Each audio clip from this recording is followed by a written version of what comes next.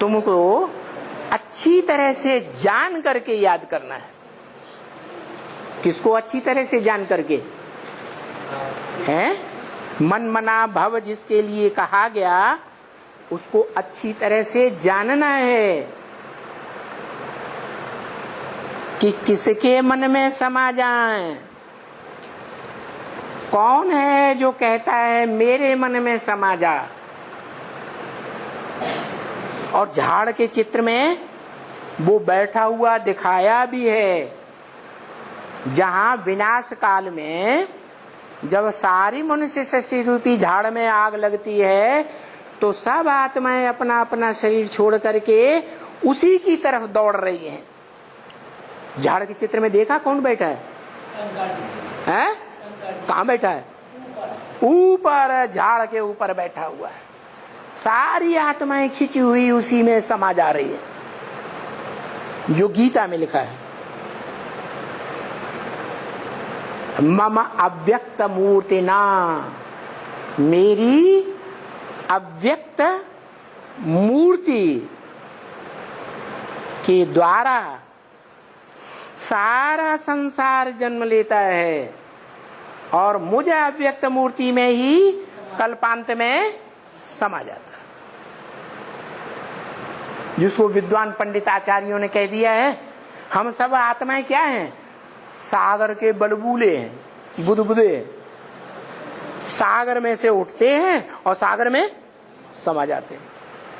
तो हम आत्माएं क्या हुई हैं?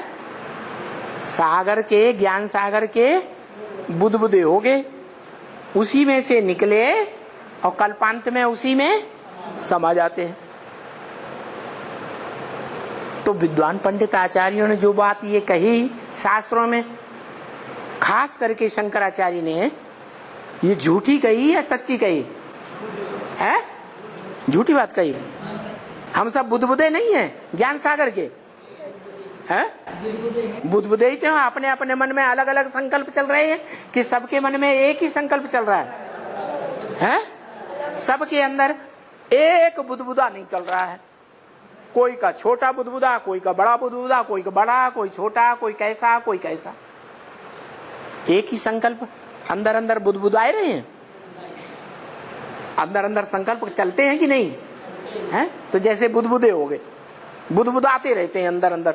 कोई कुछ सोचता है, कोई कुछ सोचता है, कोई कुछ सोचता है। एक ही बात सब सोचते हैं क्या? 500-700 करोड़ मनुष्य हैं, सबके अंदर अलग अलग बुदबुदाहट हो रही है या नहीं? तो अलग अलग बुदबुदे हुए ना, हैं?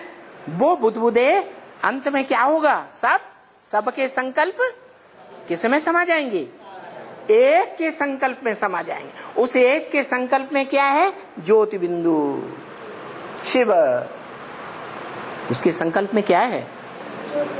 निसंकल्प एक ज्योति बिंदु शिव।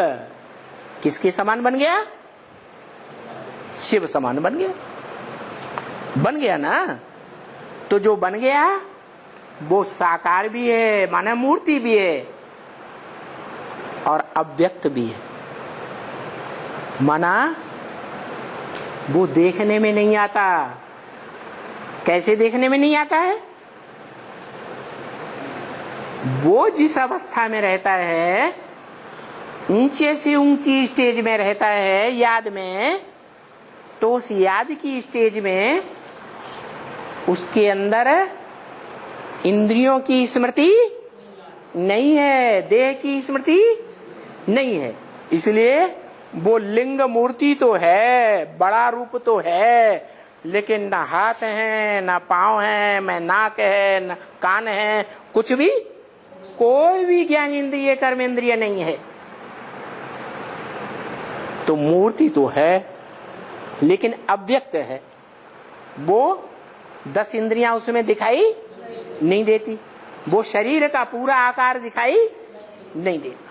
वो संपन्न स्टेज है उसके पुरुषार्थ की, और अधूरी स्टेज है शंकर। क्या? जो शंकर है उसकी मूर्ति दिखाते हैं ना हाथ पांव वाली? नहीं, दिखाते हैं तो वो याद में बैठी हुई। किसकी याद कर रही? अपने बाप की याद कर रही है। तो बाप बड़ा या वो बच्चा बड़ा? बाप बड़ा। तो देखो बताया, ये बात अच्छी तरह से याद करो। मन मना भव महामंत्र है। अच्छी तरह से याद करने का क्या मतलब हुआ? बिना सोचे समझे याद करो। है किसको याद करें? है कोई है साकार पुरुषार्थ करने वाला सर्वश्रेष्ठ, इस मनुष्य सृष्टि का हीरो पार्टधारी है। उसको ब्रह्मा के मुख से जो वाणी निकली है, उस वाणी के आधार पर समझो कि वो कौन है, जिसके लिए मुरली में बार बार बोला गया कि बाप का परिचय दो।